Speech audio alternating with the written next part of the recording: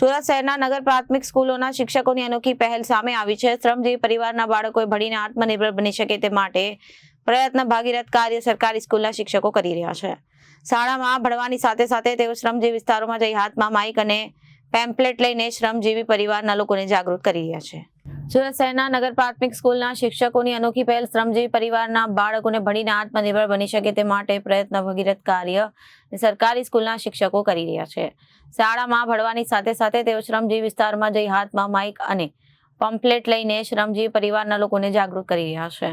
પોતાના બાળકોને સરકારી શાળામાં ભણવા માટે મોકલે તે માટે અપીલ કરવામાં આવી છે। સુરતમાં કુલ 55 જેટલી સરકારી મરાઠી શાળાઓ આવેલી છે। આ તમામ સરકારી શાળાઓમાં સંપૂર્ણ ભણતર સહિત અનેક સુવિધાઓ મફતમાં આપવામાં આવે છે। આ સુવિધાઓનો લાભ શ્રમજીવી પરિવારના બાળકો સુધી પહોંચી શકે એ માટે શાળાના આચાર્ય અને શિક્ષકો જાતે હાથમાં માઇક અને સ્પીકર લઈને પ્રચાર માટે નીકળી ગયા છે। શિક્ષકો અને આચાર્યો દ્વારા શાળામાં નિયમિત રીતે ભણવાની સાથે સાથે તેઓ દરરોજ સવારે કે સાંજે શ્રમજીવી વસાહતોમાં જઈ રહ્યા છે, જ્યાં તેઓ હાથમાં માઇક અને પેમ્પલેટ લઈને મરાઠી ભાષામાં જાગૃતિનો સંદેશ ફેલાવી રહ્યા છે। हाँ, મારું નામ કૃષ્ણા મંગેશ પટેલ। હું શાળા નંબર 222 માં ઉપશિક્ષક તરીકે ફરજ બજાવું છું। અમે છેલ્લા 15 દિવસથી આપણા આ નાગસનગર અને આવિર્ભાવ 2 અને 1 માં પ્રચાર માટે નીકળ્યા છે।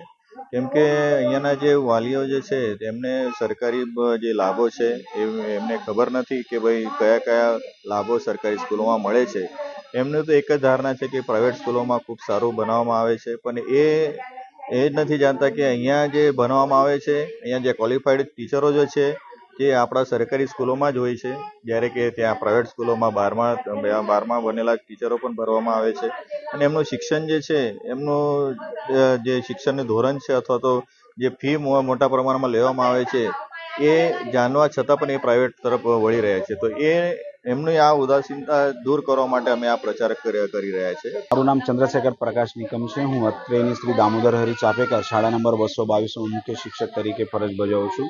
અમે વેકેશનના 10-15 દિવસ પહેલાંથી જ વિસ્તારમાં જઈને વાલીઓને જે નગર પ્રાથમિક શિક્ષણ સમિતિ સુરત છે તેમજ ગુજરાત સરકાર દ્વારા જે વિદ્યાર્થીઓ માટે લાભ અને યોજનાઓ આપવામાં આવે છે એ તમામની માહિતી પેમ્પલેટ છપાવીને દરેકના ઘરે ઘરે જઈને આપી રહ્યા છે।